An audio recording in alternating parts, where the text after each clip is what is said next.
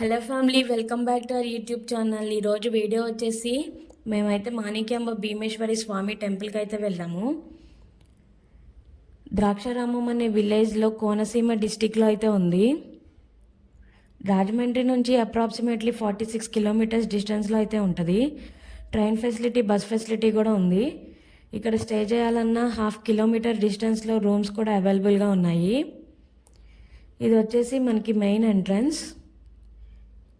ఇలా టెంపుల్లోకి ఎంటర్ అవ్వగానే మనకైతే చుట్టూ గ్రీనరీ. టెంపుల్ చూడ్డానికైతే చాలా బాగుంది. దేవతలు కట్టిన గుడి అంటారు. ద్రాక్షారామం అంటే దక్షిణ కాశీ. కాశీ కంటే పవిత్రమైన పుణ్యక్షేత్రం ఈ ద్రాక్షారామం. మనకి 18 శక్తిపీఠాలు ఉన్నాయి. దాంట్లో 12వ శక్తిపీఠం ఈ ద్రాక్షారామం. దీనికైతే ఒక స్టోరీ ఉంది, మనందరికీ తెలిసిందే. ద్రాక్షారామం అంటే దానికి అర్థం దక్ష ప్రజాపతి. దక్ష ప్రజాపతి అంటే సతీదేవి తండ్రి. సతీదేవి శివయ్యని వివాహం ఆడాలి అని అనుకుంటారు, కానీ అందుకు దక్షుడు అంగీకరించడు. అయినా సరే తండ్రిని ఎదిరించి సతీదేవి శివయ్యని వివాహం ఆడుతుంది. ఒకరోజు దక్షుడు ఘనంగా యజ్ఞం చేస్తారు. ఆ యజ్ఞానికి దేవతలందరినీ ఆహ్వానిస్తారు, కానీ అల్లుడైన శివయ్యని, కూతురైన సతీదేవిని మాత్రం ఆహ్వానించరు. శివయ్యకి తెలియకుండా సతీదేవి యజ్ఞంలో పాల్గొంటుంది. అక్కడ అవమానాలను తట్టుకోలేక అక్కడ అగ్నిగుండంలో దూకి తనంతట తానే దహనం అయిపోతుంది. ఈ విషయం తెలిసిన శివయ్య ఉగ్రరూపం దాల్చి సతీదేవి దేహాన్ని భుజం మీద వేసుకొని శివతాండవం అయితే చేస్తారు. దేవతలందరూ కలిసి విష్ణుమూర్తి దగ్గరికి వెళ్ళి దీనికి పరిష్కారం అడుగుతారు. అప్పుడు విష్ణుమూర్తి తన చేతిలో ఉన్న విష్ణు చక్రాన్ని పంపిస్తాడు. ఆ విష్ణు చక్రం సతీదేవి దేహాన్ని 18 భాగాలుగా మన భూమండలం మీద 18 శక్తిపీఠాలుగా వెలుస్తాయి. దాంట్లో 12వ శక్తిపీఠం ద్రాక్షారామం. సతీదేవి నాభిభాగం ఈ ప్రదేశంలో వెలిసింది అంటారు. అందుకే ఇక్కడ అమ్మవారి పేరు మాణిక్యాంబ అమ్మవారు.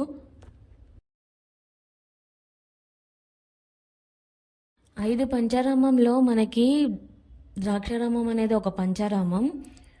పూర్వం తారకాసుడు అనే రాక్షసుడు ఉండేవాడు. ఘోర తపస్సు చేసి శివయ్యని వరమడుగుతారు, నాకు ఆత్మలింగం కావాలని. అందుకు శివయ్య సరే అంటారు. ఆ ఆత్మలింగం సహాయంతో దేవతలందరినీ చాలా ఇబ్బందులు పెట్టేవాడు. దేవతలందరూ కలిసి మరొకసారి విష్ణుమూర్తి దగ్గరికి వెళ్ళి దీనికి పరిష్కారం అడుగుతారు. అప్పుడు విష్ణుమూర్తి ఆ లింగాన్ని తొలగిస్తే తనకున్న శక్తులన్నీ తొలగిపోతాయని అంటారు. కుమారస్వామి తారకాసుడి మీద యుద్ధం ప్రకటిస్తాడు. ఆ యుద్ధంలో బాణం వెళ్ళి ఆత్మలింగాన్ని తాకుతుంది. ఆ ఆత్మలింగం 5 ముక్కలుగా విడిపోతుంది. ఆ 5 పంచారామాలు. దాంట్లో ఒక పంచారామం ఈ ద్రాక్షారామం. ఇక్కడ లింగం మనకి 14 అడుగుల్లో అయితే ఉంటుంది.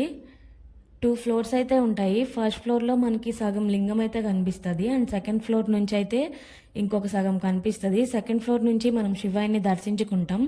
పూజలు కూడా సెకండ్ ఫ్లోర్ నుంచి అయితే చేస్తారు. ఇక్కడ లింగం స్ఫటికతో తయారు చేస్తారు, అందుకే దీన్ని స్ఫటికలింగం అని కూడా అంటారు. పైన శివలింగం చూడ్డానికి వైట్ కలర్లో అయితే కనిపిస్తుంది.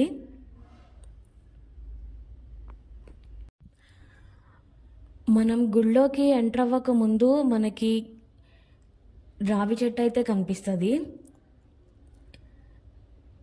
నాగదేవతలతో చాలా అందంగా ఉంటుంది ఈ చెట్టు అయితే. ఈ చెట్టు కింద మనకి శివలింగం అనేది ప్రతిష్ఠించారు. ఈ చెట్టు ఎదురుగుండా మనకి కోనేరు అయితే ఉంటుంది.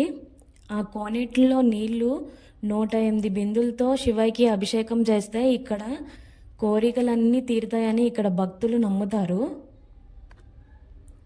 ఇదే అండి ఆ రావి చెట్టు.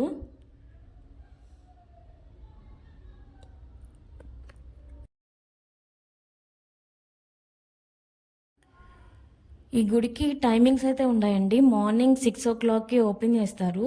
ఈవినింగ్ నైట్ 8 దాకా అయితే ఈ టెంపుల్ ఓపెన్లో ఉంటుంది. మధ్యలో లంచ్ బ్రేక్ ఉంటుందండి. 12 to 3 o'clock దాకా లంచ్ బ్రేక్. మహాశివరాత్రి రోజు మాత్రం మార్నింగ్ 6 టు ఈవినింగ్ 8 దాకా టెంపుల్ అయితే ఓపెన్లోనే ఉంటుందండి. ఇక్కడ నిత్యం అన్నదానం కూడా చేస్తారు. లైఫ్లో ఒక్కసారైనా ఇలాంటి పుణ్యక్షేత్రాన్ని దర్శించుకోండి. ఈ వీడియో కనుక మీకు నచ్చినట్లయితే ప్లీజ్ లైక్ చేయండి, షేర్ చేయండి అండ్ కామెంట్ చేయండి. సబ్స్క్రైబ్ చేసుకోవడం అయితే మర్చిపోవద్దు. నెక్స్ట్ వీడియో కోసం stay tune. Thanks for watching. Bye bye.